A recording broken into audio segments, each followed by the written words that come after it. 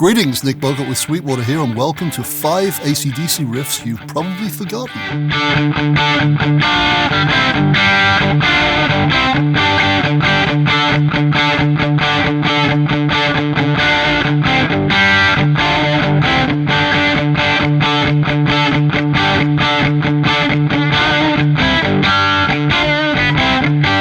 Now, I know what some of you are probably understandably thinking. What is this English idiot talking about? What is he on? How could I possibly forget an AC/DC riff? Well, maybe you haven't. Maybe your memory is better than mine. But let's do the maths, shall we? The bottom line is this. AC/DC have been around for a long, long time. Ever since they unleashed their debut album on the world in 1976, they've recorded and released over 150 songs. That's correct, over 150. So if we're very conservative and just say, okay, there's only 2 riffs per song, that means there's over 300 riffs. So the chances of me at any rate forgetting some of those is pretty darned high.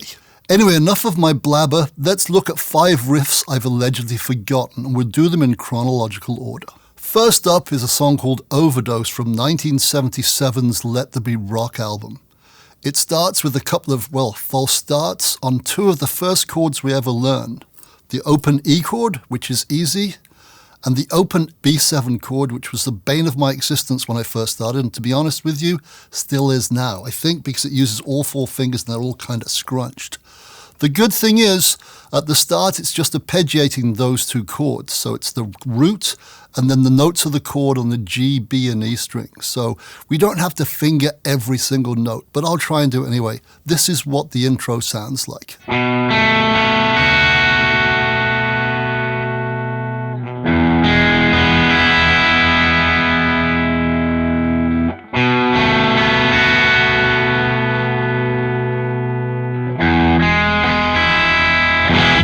Well, something like that, triplet feel, B7, E, pretty easy, listen to the record. And now we come to the riff where the rubber really meets the road, the main riff of the song. It starts with a B5 on the downbeat, then moves to a D5, then moves to a full E chord, E major. So you've got to get that G sharp in. Don't resort just to playing a power chord. Make sure you hit that G string so you get the G sharp, so it is actually major, not just root 5. Got it? So don't play this. Do this. Can you hear it? That major note makes all the difference. Now, like I said, the first time they hit the B chord, it's on the downbeat, but after that, it's on the upbeat, the 4 and. And the thing I think that really drives the riff is the percussive thud they hit on the downbeat of the 4 just before it. So this is how the riff goes.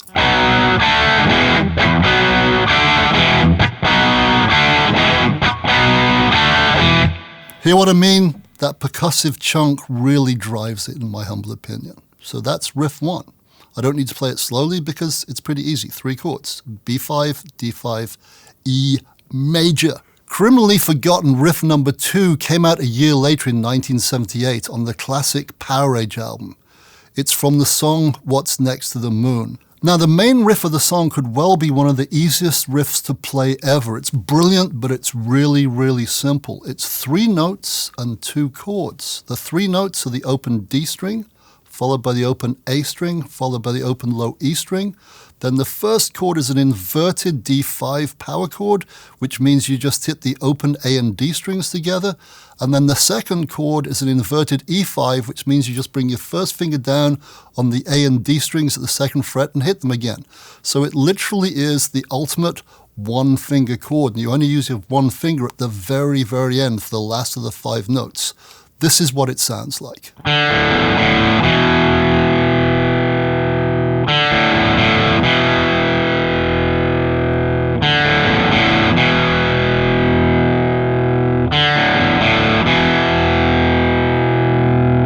Simple, absolutely brilliant in my humble opinion. 3 open strings, then 2 of them together, then a 1-fingered 2-note chord.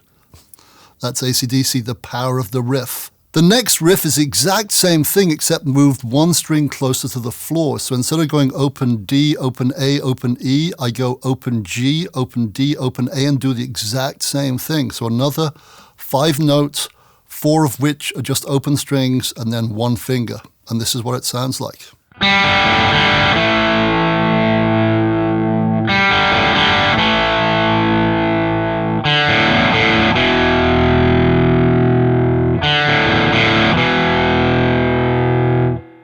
Like I said, none more simple.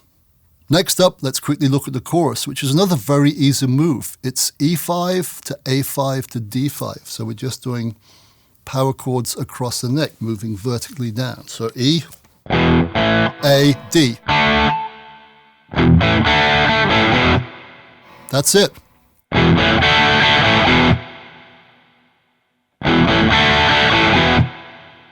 Cool. But if you listen to the record very closely, it sounds a little bit fuller and more musical than just that. And what's happening is this. One of the guitars is playing what I've just done, and the other one is playing this.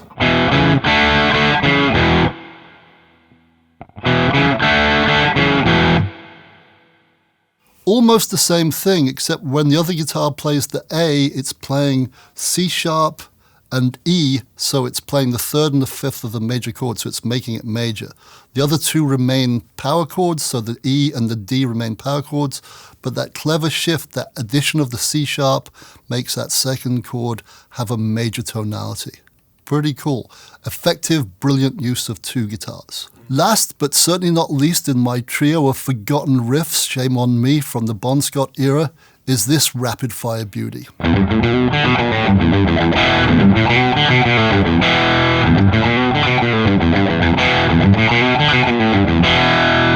Yep, that was Beating Around the Bush from 1978's classic release, Highway to Hell. How dare I forget that? How dare I? But I did. Shame on me. Now, who said you can't create a great riff just by having a swing feel and going up and down a simple scale? Because if they say that, guess what? They're wrong, because this riff proves it. All we're doing is going up and down the E minor blues scale. So we're going E, G, A, B flat, B, D, and then back down again with a swing feel though. The feel is vital. Don't play it straight.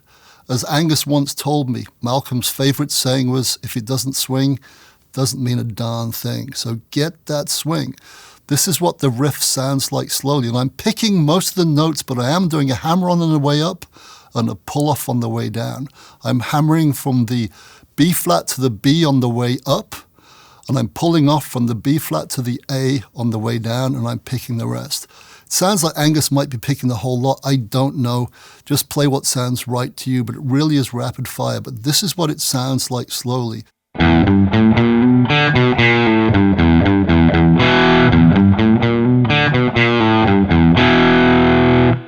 Even slower.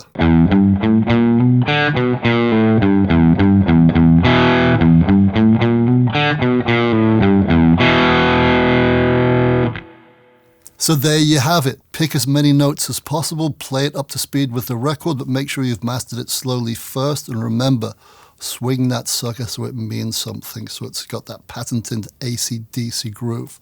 Right, that ends our quick look at the Bon Scott era. Let's move on to the Brian Johnson era and do the last remaining two riffs that I've shamefully forgotten. The first one is from 1981's For Those About to Rock, We Salute You, and it's the haunting main riff to Spellbound.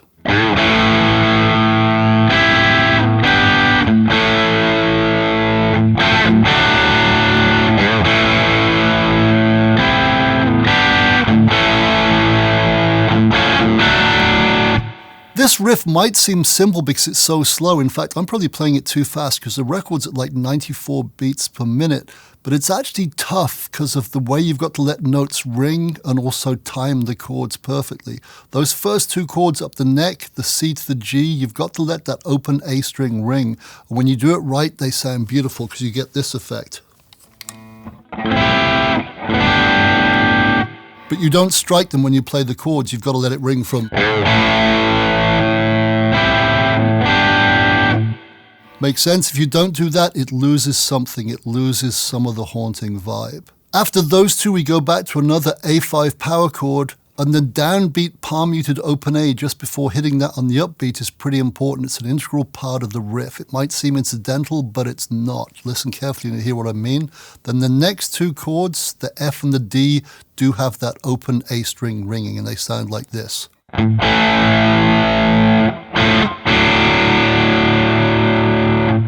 Once again, if you don't hit that A string, you're going to miss something because it'll sound like this.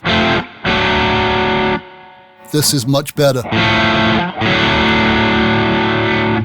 And there you have it. Another great riff. I forgot. Darn it.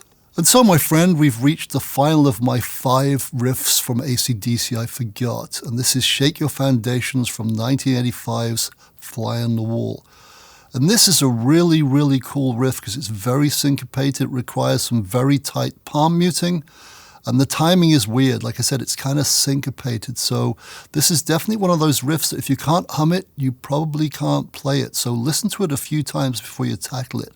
This is the one I opened with, and this is what it sounds like at speed.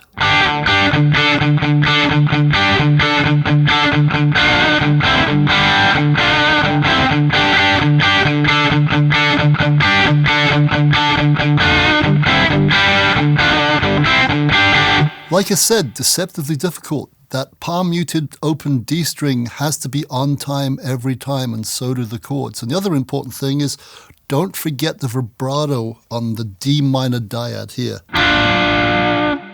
Here it is, played a lot slower, which will probably be really hard for a moron like me, but let's give it my best shot.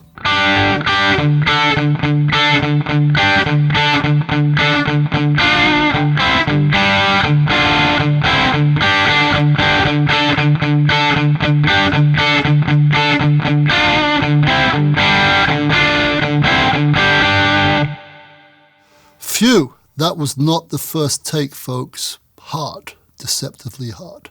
And that, my friend, concludes my personal look at 5 ACDC riffs I've forgotten from their vast collection of classic riffs.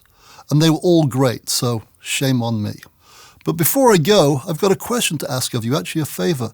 What ACDC riffs have you forgotten out of the 300 plus that are out there? We'd love to know, so please post them in the comments below, along with your insults to my horrible playing. Thank you for watching this, and thanks also to ACDC for the amazing influence and inspiration and enjoyment they've given millions of people worldwide, including myself.